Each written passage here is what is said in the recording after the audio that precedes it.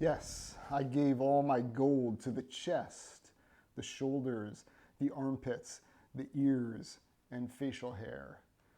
We are talking about the Turkish Get Up, an exercise in which you start off in the fetal position, gradually raise yourself up, bearing a heavy weight over your head until triumphantly you're standing perfectly erect, weight above head, and then step by step collapse onto the floor until you're supine, and then again in the fetal position. What does this remind you of? How about human life?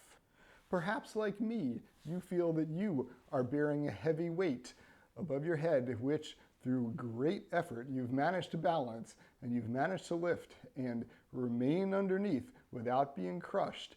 And perhaps like me, you're not very happy to anticipate having to return to the earth, to the fetal position, in short, to die. However, there are things we can do along the way. The Turkish Get Up is one such thing. Good for almost every muscle in the body, good for your balance. And what to listen to while performing this exercise?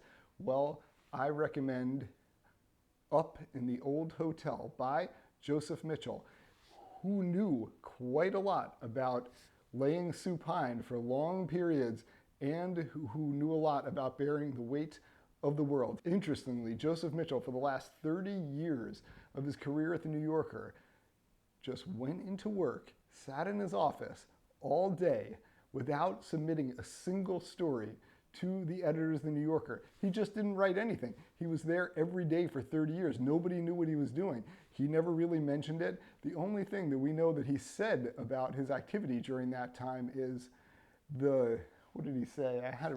I think it was the despicable state the world is in just defeats the kind of writing I used to do.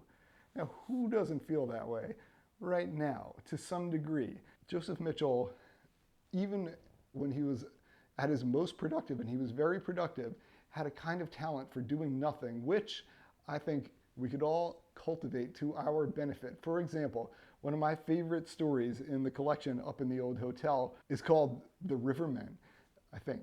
And it's just something that Joseph Mitchell was able to write because he would just go over to across the river to Edgewater, New Jersey, where there's a nice view of the Hudson and of Manhattan, and just hang out looking at the river for hours and hours and days. That's just like, who would do such a thing now?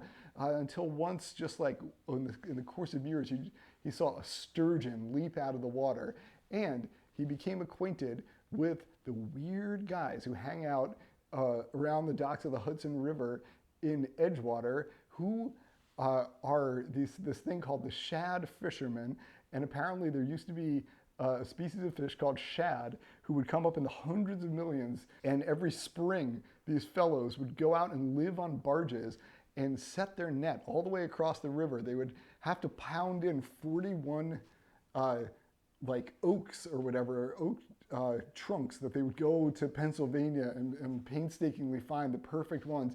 And then the way they would drive them into the river floor was by jumping up and down on them. So there would be a moment in the spring where if you looked hard enough from like the George Washington Bridge, you could see these big dudes jumping up and down on a pole, two guys like on a crossbeam trying to drive it into the bottom of the river. Eventually they got winches and so on, but this was not like the Middle Ages. This was in the 1940s, maybe in the 1950s that we're talking about. And the shad now, I think for a couple of decades have been, needless to say, demolished by the human race.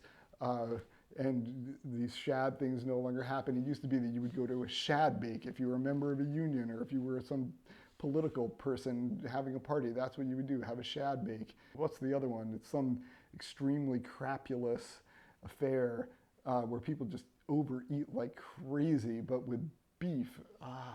What was it called?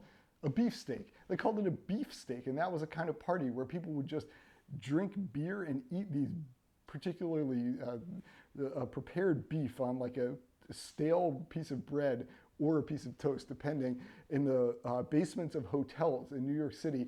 And this would be like, hotshots from this political party or that political party. That would be like a fundraiser or whatever, a beefsteak.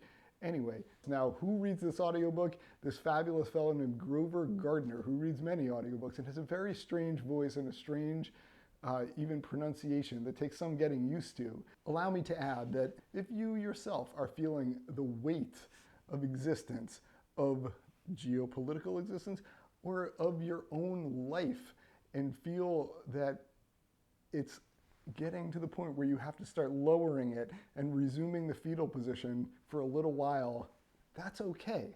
Joseph Mitchell wound up more or less in the fetal position there in the New Yorker office, not writing a single word for 30 years mysteriously, and everybody was okay with that. We still love Joseph Mitchell, and it may be that whatever he was doing behind that door, not apparently writing anything for 30 years, was more valuable to himself and to the people around him than something that would have felt much more productive. Maybe he was having thoughts that he otherwise couldn't have had, and maybe that's the case with you. You can just let it go. You can be like Joseph Mitchell. Look at the Hudson River. Maybe a sturgeon will jump out. Maybe you'll meet the Rivermen, and then you can stand up and do it again. The Turkish Get Up is meant to be repeated. You don't just do it once, you do it many times. You'll come out of it with a firm buttocks and a prepared mind.